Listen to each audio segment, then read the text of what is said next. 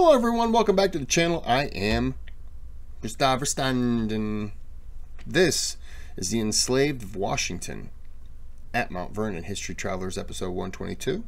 This is the History Underground. I do like the channel. It's Washington's birthday, as I've said. I already did my shot of Washington's rye whiskey. It is the 22nd, so it's a Washington celebration day. And this is going to be a little more somber. Deals with the slaves. Let's go.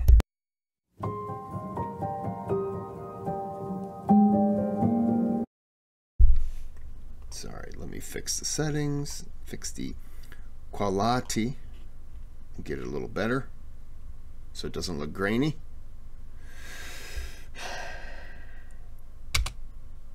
And whenever it's ready, it will, you know, whatever, maybe.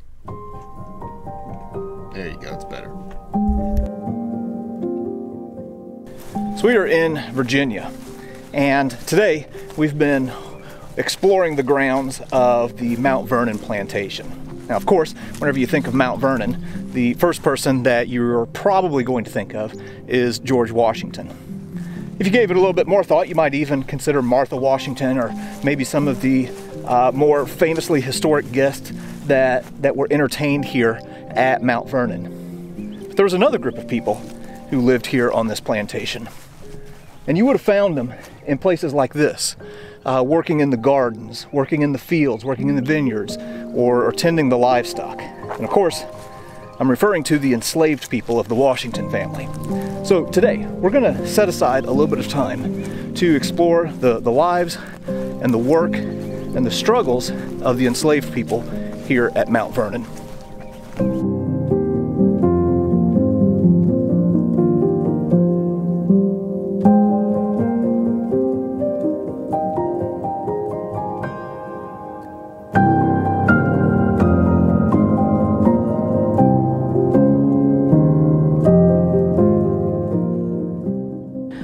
In the last video, we explored a lot of the structures here at Mount Vernon. This is the greenhouse. So this is where Washington would have kept a lot of his tropical plants that needed... The original one burned down. ...to stay warm throughout the year. And this isn't the original structure. The original burned down in 1835. And the story behind the reconstruction is pretty cool. But there's more to this building. So we're going to link up with Jeremy on the other side. And he's going to give us some insight into the history behind this structure.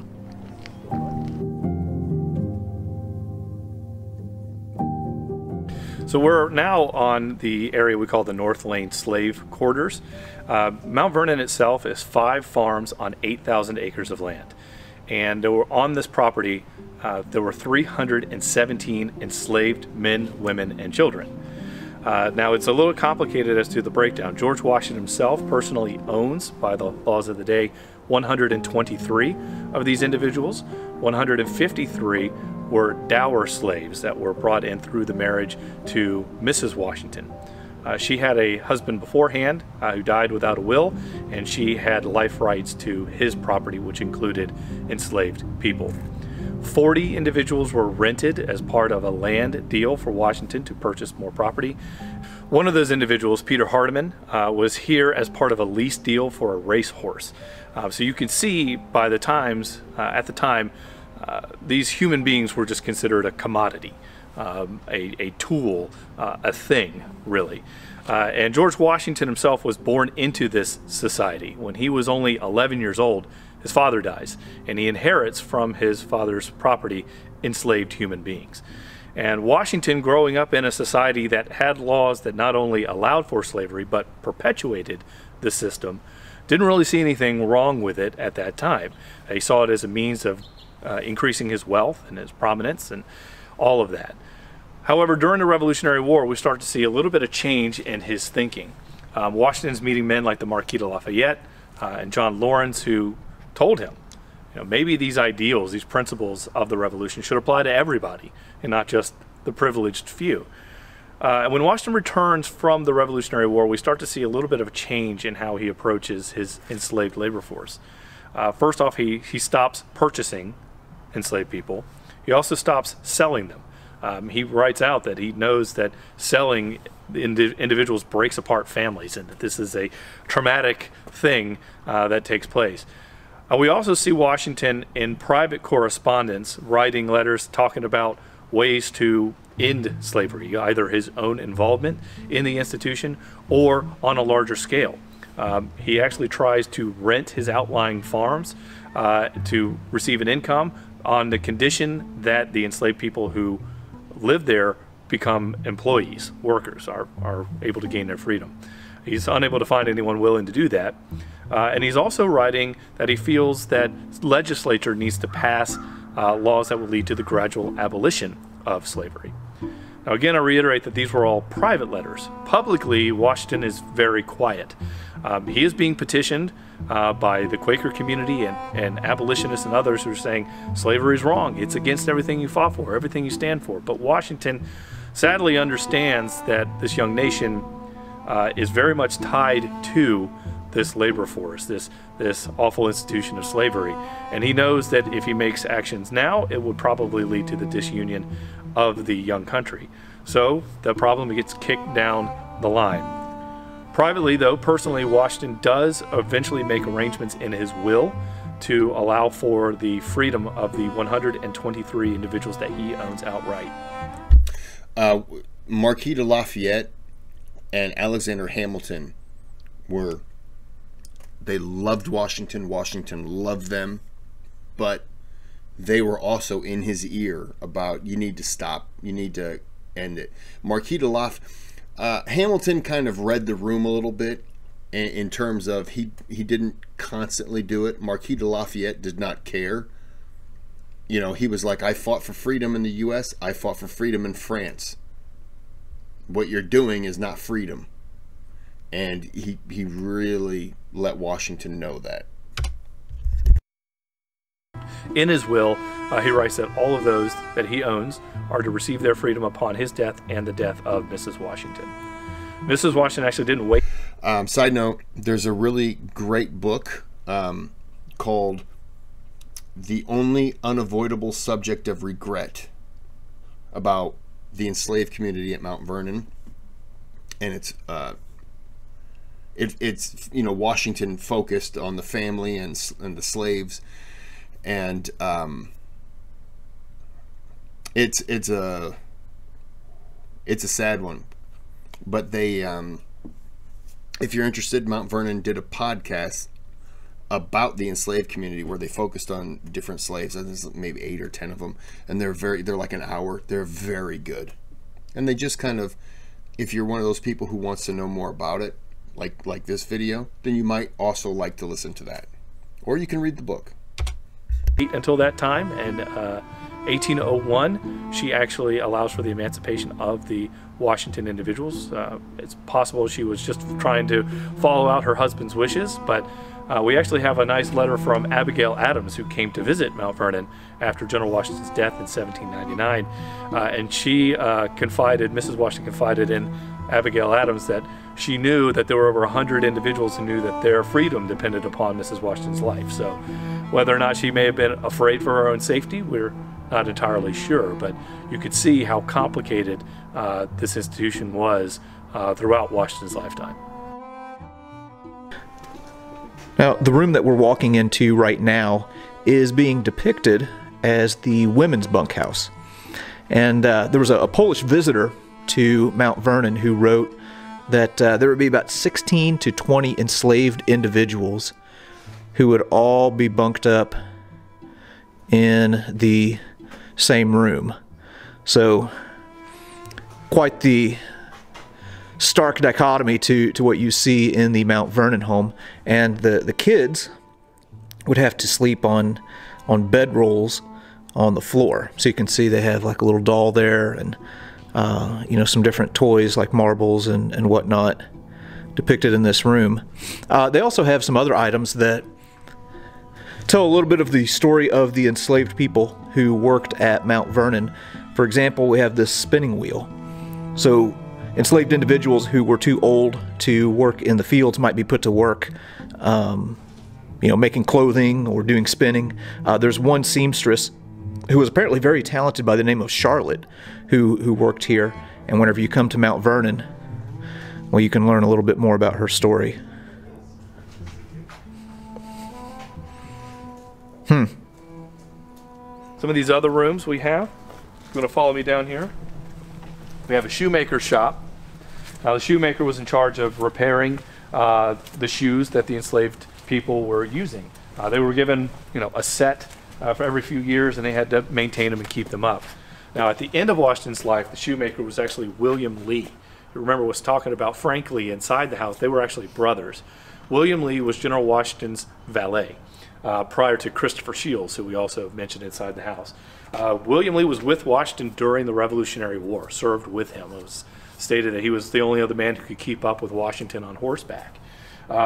After the war, during the presidency, William Lee suffered 2 separate accidents that left him with 2 broken kneecaps. So he was unable to continue his duties as the enslaved valet, so he became the shoemaker here. In Washington's will, I mentioned before, the 123 enslaved individuals who received their emancipation upon the death of General and Mrs. Washington. There was one exception, and that was William Lee. Due to his service during the war, Washington gave him the option to take his emancipation immediately if he chose to take it, which of course he did. He stayed on here as the shoemaker, and every time there were former officers or soldiers who came to visit at Mount Vernon, they would come see William Lee, who could then tell them stories about General Washington during the war. Okay, now this room right here.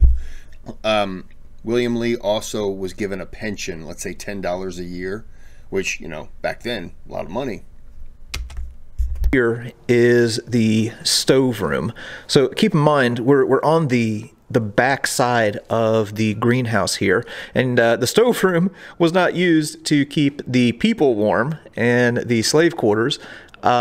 This was used to keep the greenhouse warm so that the tropical plants didn't die. So there would be an individual keeping a fire burning here 24 hours a day.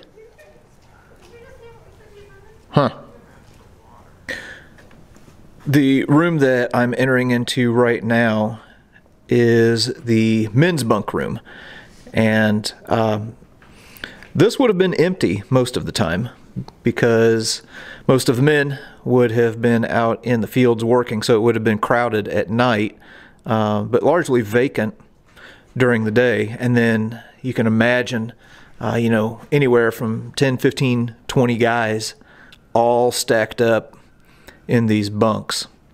And if you look over here, you can see this bowl with some cornmeal in it and also a couple of fish.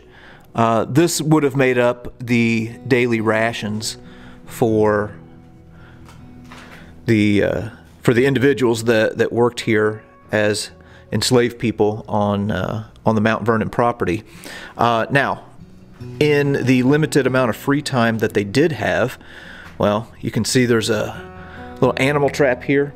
So men would go out and they would fish, they would hunt for rabbits or raccoons or whatever as a means of supplementing their diet. And one thing that I really do appreciate, so they have all of these different information pieces here where you can read about the enslaved individuals, but they also have their names. Men like Nat and George, who were blacksmiths, James and Davy, who were carpenters, and George and Harry, who were gardeners. So these people are not forgotten.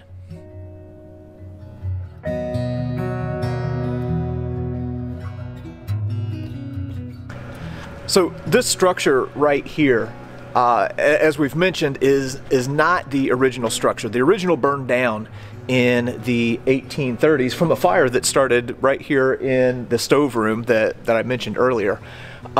Whenever they reconstructed this building, these bricks were taken from bricks that were part of the original White House. The White House got kind of a redesign and an update in the 1950s. So they took bricks from there, brought them here to reconstruct the slave quarters and the greenhouse.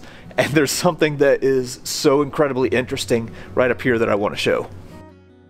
So again, I didn't know that. We're looking at here are bricks from the original White House. And if you didn't know, you would pass right by this. But when you look at this particular brick, you can see 3 little unusual markings. Those are the fingerprints of an enslaved individual who would have built that brick. That is something else.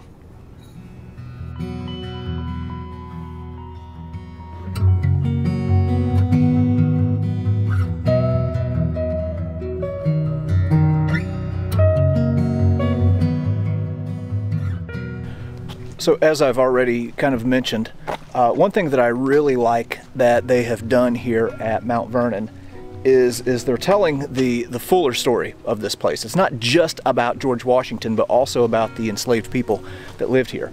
But this is nothing new. This is not like a new push that they've had. In 1929, the Mount Vernon Ladies Association placed a marker at a place that they found a bunch of graves of the enslaved people here. Anyway, we're gonna go and take a look at that now. All right, so we are entering in through this archway at the burial ground of the enslaved people who lived and worked and died here at Mount Vernon. Now, one thing, if you come to Mount Vernon, that you have to look out for, yeah, here I just found a spot. So, I don't know if we'll be able to see it or not. Yeah, you can see it. Every once in a while, you can see these little pegs or stakes with string around them. Those are some of the enslaved people's graves that have been located and marked here in the slave cemetery. Okay, now you might be able to see these a little bit better. So really what we're looking at is an ongoing archaeological site where they are still locating these graves. Now they're not digging them up, so don't misunderstand there. What they're doing is taking soil samples, looking where the ground has been disturbed, and then using that information to mark off these graves. Some of them are smaller than others, indicating children instead of adults. But yeah, I'm glad that they are taking efforts here to make sure that these people haven't been forgotten. So here is the marker that was placed here in 1929. It says, "In many of the many faithful colored servants of the Washington family buried at Mount Vernon from 1760 to 1860, their unidentified graves surround this spot." So there's some language in there that's a little bit problematic in today's context. But I think that we can have some grace towards the people who placed this in 1929. Pretty remarkable.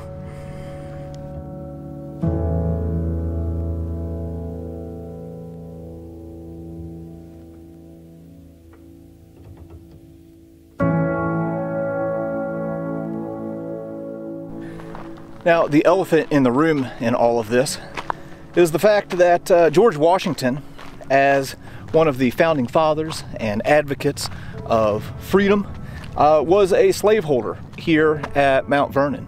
And I think it would be very easy to be hypercritical of George Washington for kind of those contradictory stances in life.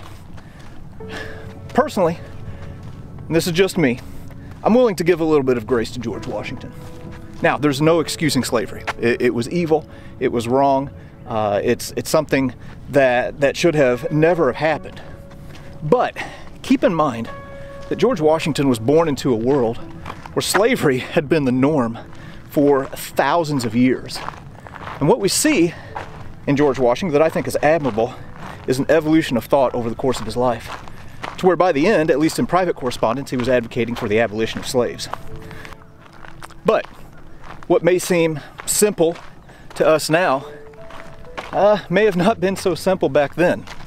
Who knows? What are we doing now that societies 200 and 300 years from now will be horrified at? Something that we think is common practice. So again, I'm willing to extend, a little bit of grace, while at the same time acknowledging the fact that the institution of slavery was an evil thing.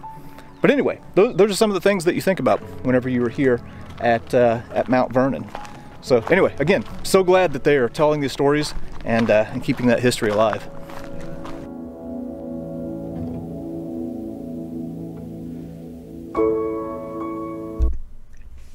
Okay. Sorry. Yeah, nothing to add there. Okay. Yeah. You know, the enslaved community at Mount Vernon. What I do appreciate is in the museum they do have sections just dedicated to the enslaved. And I think that if you're going to take time to learn about Washington, you should learn about the enslaved community, because they weren't willing participants in what happened to them for their life. And so as much as I love Mount Vernon and I love Washington and all that, I also understand that there were people that, as Jefferson said, toiled for his labor. Is that what he said? They toiled for the labor of his freedom or something like that, you know. And I think that spotlight should be put on those people, because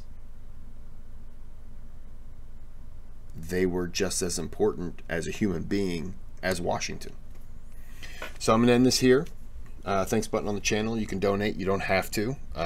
Subscribe if you aren't and this is what you like.